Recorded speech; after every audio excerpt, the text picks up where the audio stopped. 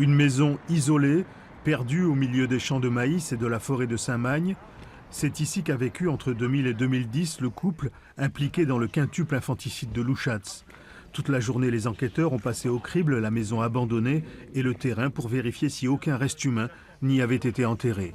Équipe cynophile, anthropologue judiciaire, géoradar, chaque mètre carré a été inspecté.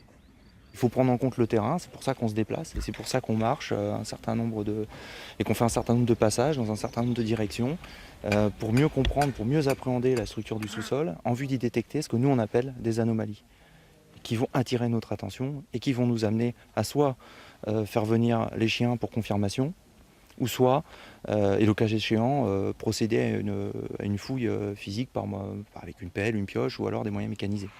Aucun reste humain n'a été découvert à Saint-Magne. Hier à Louchatz, où ont été retrouvés les 5 bébés congelés, le père assistait aux fouilles.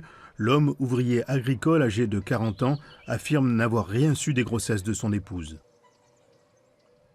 Dans le cadre d'un déni de grossesse, les maris souvent ne sont pas au courant. C'est pas le mari qui va, douter de sa femme, se rapprocher trop d'elle. Il lui faisait confiance, mais tout en étant extrêmement amoureux d'elle, et il lui faisait confiance surtout.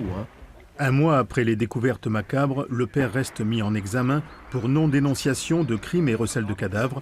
La mère, mise en examen pour meurtre sur mineur depuis lundi, est toujours hospitalisée en établissement psychiatrique à Cadillac.